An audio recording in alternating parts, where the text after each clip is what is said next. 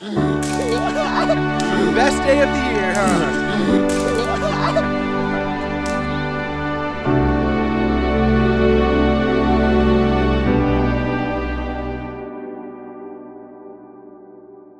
Russ is getting interviewed here for the Entrepreneur of the Year award, one of the finalists here, so lots going on and it's gonna be kind of a crazy day. Okay, ready? And just keep your eyes on the camera the entire time. Okay, ready? 1, 2, 3, go.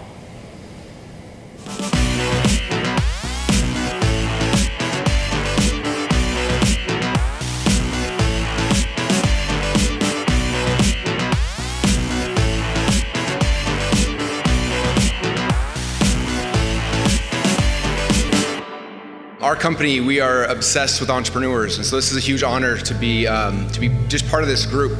It's so amazing to see all these entrepreneurs and how every single one of the people here are doing their best to try to change their world in their own little way, and it's inspiring. This quote, I think, sums it up the best. It says, "Here's to the crazy ones, the misfits, the rebels, the troublemakers, the round pegs and square holes, the ones who see things differently. They're not fond of the rules and they have no respect for the status quo. You can quote them, you can disagree with them, you can glorify or vilify them, but the only thing you can't do is ignore them, because they change things. They push the human race forward. And while some may see them as the crazy ones, we see genius, because they are the ones who are crazy enough to think they can actually change the world, and they are the ones who do." Thank you very much.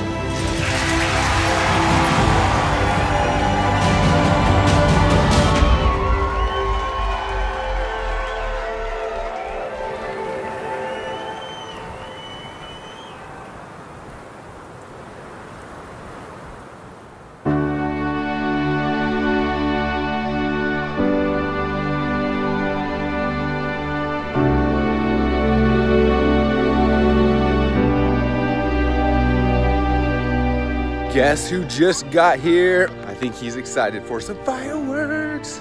Are you ready for some fireworks?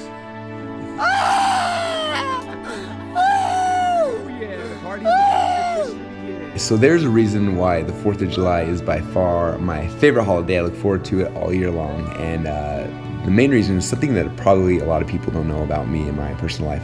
So I have an older sister, her name is Stacy, and she was born mentally handicapped, and she actually passed away when she was 30 years old. She's 2 years older than me, so when I was 28. Just one of the most amazing people on planet Earth. About a year after she passed away, there's a really neat guy that moved into the church that I go to, and his name is Jesse Puderbaugh.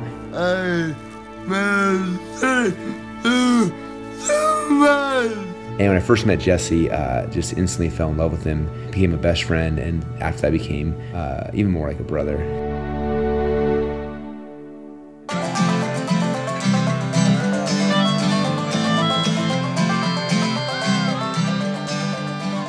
Spent a lot of time with Jesse, a lot of holidays with Jesse, but by far, the best time with Jesse is on the 4th of July. Mountains high, reaching to the sky, this land we love. What we always do every year is we buy a whole bunch of smoke bombs and we blow them up together, and it's a ton of fun. Now, as much fun as that is, one of my favorite things to teach Jesse about is I always tell him that someday my goal for him is to get to heaven and to marry my sister, and then Jesse and I will be real brothers. So it's a lot of fun. Love Jesse, love the 4th of July, and I love smoke bombs.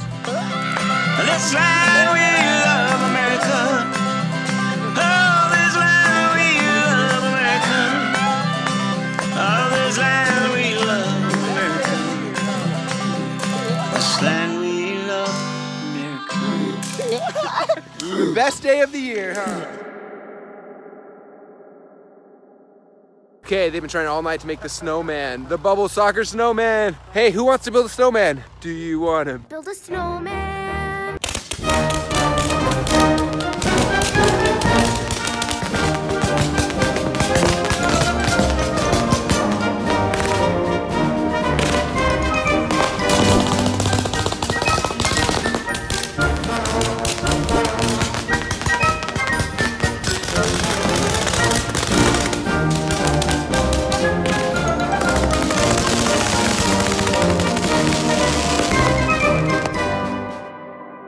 Well, guess what? Mother Funnel's about to go live. This is it over on the staging server. It's like 8 months of funnel building. I know it seems simple as one page, but it's like a billion pages behind this and 90 share funnels for funnels, and I'm so proud of it.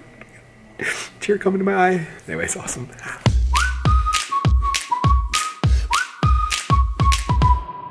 All right, here we go. Operation Toussaint, the movie premiere, 7 p.m.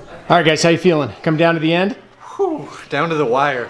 Down to the wire. Forces of evil were conspiring against us today, but we made it. Jake, how we doing? It's good.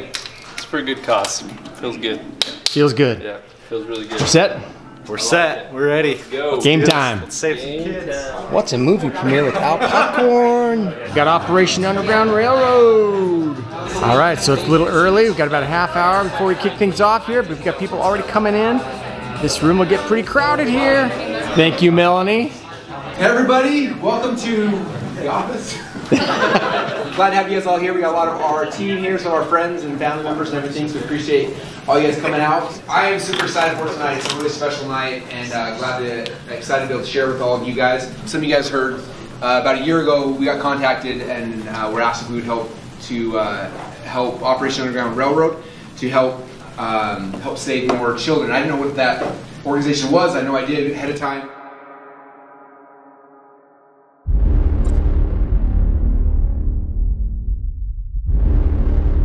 I never dreamed that I would work in Haiti. I didn't know anything really about Haiti until I learned about a little boy who was born in Utah, U.S. citizen, and was kidnapped in Haiti from his church, where his father was the pastor. I read about it in the local newspaper. I thought that I could make it into a U.S. case, and I couldn't because it wasn't. We had to leave our jobs. I had to leave my job because I just had to do something about it. We went to Haiti to look for his son. Yeah, it's right here, right here. And we never found him.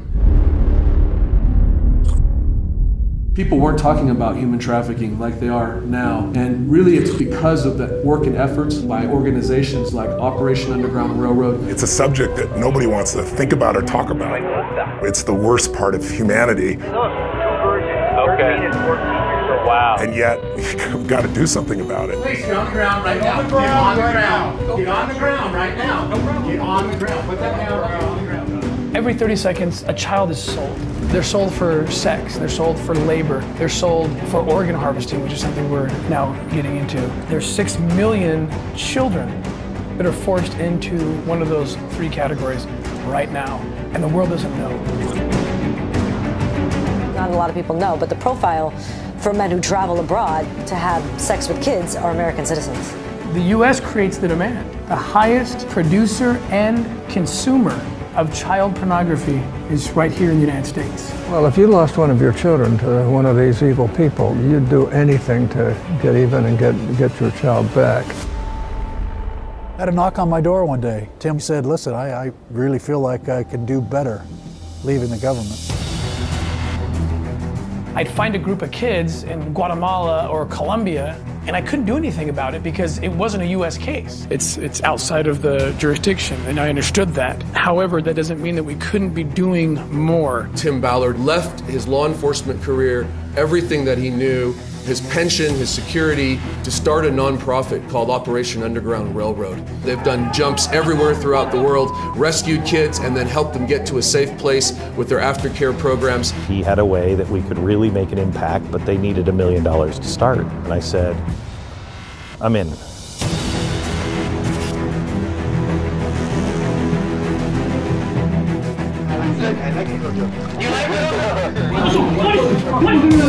We had set up this operation that looked like it went flawless. We unfortunately got some very frustrating news. The traffickers were being released and that all the girls were released. They paid money to the right people, to the judges.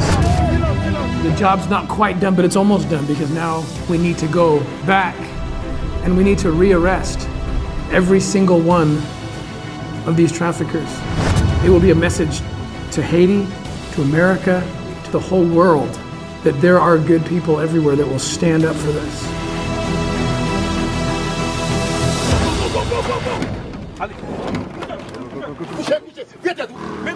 This is what I'm thinking.